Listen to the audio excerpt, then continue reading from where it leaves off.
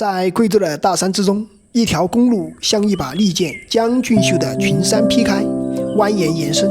但是誰又能想到，在這偏僻的深山中，竟隱藏着一座百年豪宅。它就是原國民時期貴州省教育廳廳長馮振宇故居。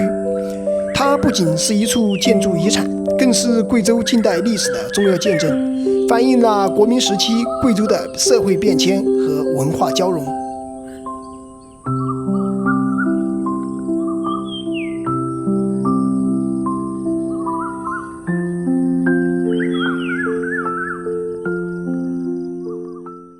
Hello， 大家好，我是小武，歡迎來到我的頻道。今天呢，我們來到了貴州省黔西南州镇屯鎮的馮家大院舊址。據說呢，馮家大院是原國民黨時期我們貴州省教育廳廳長馮振宇的故居。他的故居呢，修建的非常的宏大，時間呢也非常的久遠。現在呢，就跟隨我們的鏡頭一起去看一下馮家大院目前的現狀。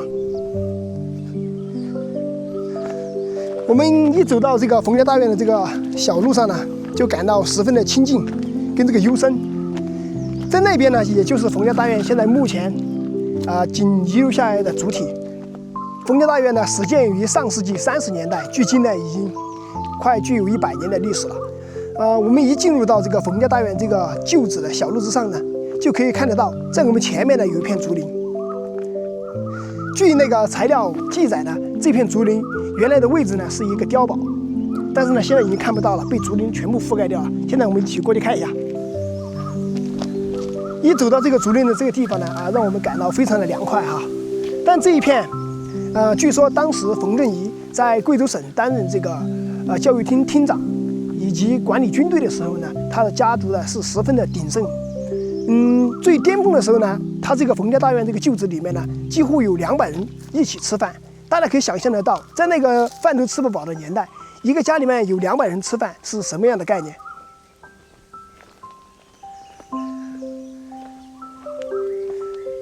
後來呢，是因為在改革開放的時候呢，馮振宇本人呢也去往了台灣，他所遺留下來的馮家大院呢，也被分給了他下面的長工以及他家的這些僕人，所以呢，目前呢就形成了我們眼下的這個村落了。可以走進這個竹林呢，我們就可以一眼看得到，我們前面呢就已經出現了這種石頭砌造的房子。在這樣的大山之中，竟然有這樣的石頭，全部都是石頭砌造的房子呢，顯得非常的自然和經典哈。這也是我們黔西南州這一邊所有的這個建築的風格。我們前面呢有個叔叔，現在呢我們去採訪一下他。老叔，今天我們來，我們就主要是想請你給我們講解这個，就是這個馮振宇這個故居哈。他究竟是他本人起的，還是他父親起的？他父親起的。他父親起的。但是做的話是他父親做，還是他們家人做？他一家人做啊，他父親是以前在天津當警長，他的官被他爹打了。对。他呢，在天津當警長嘛，他的房子在天津匯土在修的了。這種。現在呢，我們就請我們這個叔叔給我們做向導，我們進到馮家大院裡面去呢，去看一下它裡面現在遺留的東西還有哪些比較有價值的哈。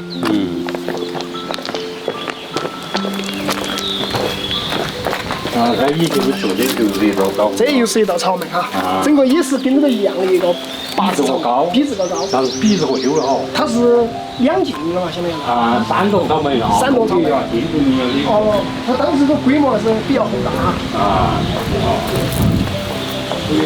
它這一邊而且我們這是電視來的，它這邊這2個石凳子哈，上面應該是放那些石頭。這道朝門，但是門關起了，它以前這個門檻高過這個門頂。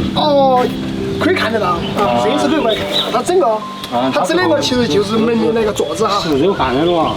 對，它這個都是那個。它這個轉柱都是這樣嘛？對。都是門的轉柱。我一直以為它放的是2個石子。不是的，是啊，它這是門，這是大門。它那一邊我看到木材是比較新的，可能是翻新過啊。哎呀，我们是就是啥子啊？像干2杆遭拆了，就是自年子来修，他来打这个路的，他们就顺便就把它修整了。修整两杆，修整了。他修整两杆干了20几万块钱哦。他是我们这以前大门那的堂屋是吧？就是堂屋嘛哈，我们进的小堂屋，但我看到两边这个窗户都是手工雕花的。啊，他要加成着倒了，加成倒了。倒了那个板子就拿来了。它这个木场啊，这木头也像那种。来玩的人多了嘛，就是哪个整起去人就不让我们也不让下来是。对，它这个老房子其實還是存在一定的安全隱患，可以看得到。它這個上面全部都已經腐壞完了。啊，高的它是高的，它這房子這它是2丈18高了嘛。2丈18高。我們通過對這個老樹的採訪呢，我們得知哈，它整棟樓還是有後人存在，並且對它進行一定的維修和這個修繕。但是呢，現在可能經過這個長時間沒得人打整啊，整個樓呢已經腐化得比較嚴重了。但是呢，我們還是可以看一看它裡面，還是有很多值得我們去欣賞和記錄的東西。我們才到現場沒有多久呢，這邊已經有很多的這種遊客啊進來了，導致我們的錄製工作呢並不是很順暢啊。現在我們來這邊看一下，這邊整個遺留下來的石牆以及這些舊址哈，都是馮家大院。以前所有的地基可以看得出它的規模還是非常的宏大的哈。以前下的一個碉堡，哪個位置有個碉堡哈？下的一個碉堡，下個的是圍牆哦，外頭造圍牆。對，那這邊呢，它這邊是糧倉了哈。啊，在糧倉了。啊，現在可以看得到哈，它這個糧倉，現在還剩一堵石牆以及它這個大梁留下來的遺跡哈。它這個牆是修繕過老師哈，這個位置。這邊才是後頭鋪的。這個。他這裡就是原來這邊是蔣家的，蔣家改的是2杆，所以他就在開一道門出來，所以說這邊是新鮮的，這是後頭上補的。整個的做工哈，都是不一樣的。雖然它後面政府修繕的時候用了青石來給它修哈，但是可以看得最明顯的這種機械的痕跡哈。你這是打工站路都不合嘛？它這個應該就是喊我們老一輩成的一炷香哈。一炷香了。對，可以看得到之前老一輩的手工做的這石頭哈，還是比較細膩的，不像我們這個機械加工的。後頭打這個就不搶眼的這個。這種它相當於它這個房子是分給了幾家人的嘛？這邊有這個1箱子是。這房子是分給4家人。分給4家人。我們可以從這個老樹的口中得知哈，當時馮家在巔峰的時候呢，幾乎有上百號人吃飯。是了吧？他可以說在當地呢也是這種首屈一指的豪門的嘛。像我們前些年這種正東這個地方哈，我覺得主要是以石山為主哈，所以它的建築基本上是石頭。所以說你看，像這個條石可以看得到。這個1人多個這個條石哈，這個是他們就是打來的做的門檻嘛，只是做門檻的呀。這個呢可以從我們叔叔的口中得知哈，這一坨石頭是我們之前那個大門的門檻哈，但是現在呢由於廢棄了，就把它搬來當這個菜園的這個圍欄了哈。以前這個地方其實在沒修路之前啊，還是比較封閉的但是它也很怪啊，它剛好在這個位置。而且全家比較。因為他公家，人家這個是封的，也地公看的了，物件。公看的。他公人看的物件，他為地的了。這種了。老叔，這邊呢，我們就感謝你對我們這個採訪的這個支持啊。老叔，我也祝你身體健康哈。剛剛呢，那個叔叔告訴我們，馮家大院的主體呢，在後來的改革開放當中呢，已經經歷了幾戶人家的居住，所以保護的就沒有那麼好了。現在呢，我們進裡面去看一看，它能夠還有什麼樣的一個現狀，給我們了解一下。這邊呢是馮家大院呢，它這個主體樓的一個左側的廂房，大家可以看得到哈，它整個裡面呢，人為居住的這個痕跡呢非常的明顯，然後有大量的這些垃圾啊，以及殘留物，還可以看得到前主人的這些生活的遺跡。這邊呢可以看得到倒塌呢非常的嚴重啊。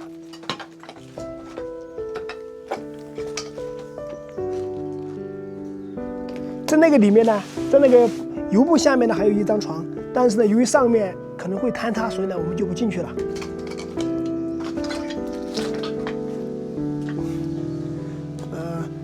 從我的這個左手邊這邊看呢，它原本是有個樓梯的啊，可以看得到有個樓梯。這個做工還是非常的精美的，可以看得到上面的保存的比較完整。但是呢，由於這個長時間的沒有人打理呢，它已經幾乎全部腐壞掉了。到這裡以後可以看得到中間這堵牆呢，可能還是後來的人呢所砌造的，它應該是要把2個房間給它隔開了，這樣的話便於居住。但是呢，已經可以看得到這樓板什麼的已經壞完了。但是呢，它外面這幾塊石板還是非常的做工非常的精細啊，可以看得到這個花紋呈菱形的，可以看得到整個都是呈菱形的，而且非常的工整。這邊呢，我們已經來到它這個堂屋的正中間，但是可以看得到它左右2邊各有一顆柱子，可以看得到這個柱子上面也有雕花，非常的精細啊，這種絕非一般的人家能夠使用得起的。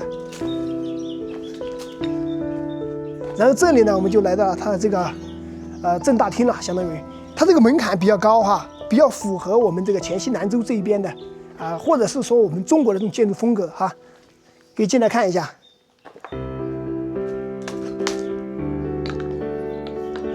如果按理論上來說的話這一片就是缺失的這一部分，應該是我們傳統農村家庭的這種家神一類的這種神位，但是呢，現在呢它已經缺失了，不知道是被別人拆走了還是怎麼樣的。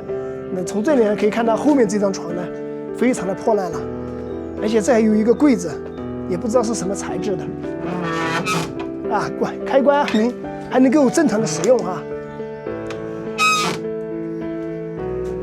來這邊的話，我看一下這邊的話是一個另外的一個房間，可以看得到這邊的話也是後來用這種水泥磚重新砌造了一堵牆也是把這個房間給它分割開了，便於居住。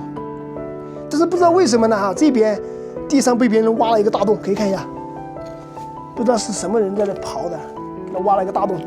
這間房呢也就是我們視頻開頭提到的，它是後來翻新的，可以看得到整個木頭雖然是後來翻新的，但是它的這個做工呢還是採取了我們傳統的這種毛榫工藝來進行一個拼接的，還是和原來的主體呢連接到了一起，還是比較不錯的。這一層樓這個房間呢，它總共是分為了3層，在下面看的話不是很直觀，我們頭頂大概1米的位置是一層，然後往上面再走還有一層，然後最頂上還有一層，還是比較高的。我們以上的鏡頭呢，就是目前馮家大院的現狀了。喜歡我們的視頻的話，請訂閱我們。好，我們下期再見，拜拜。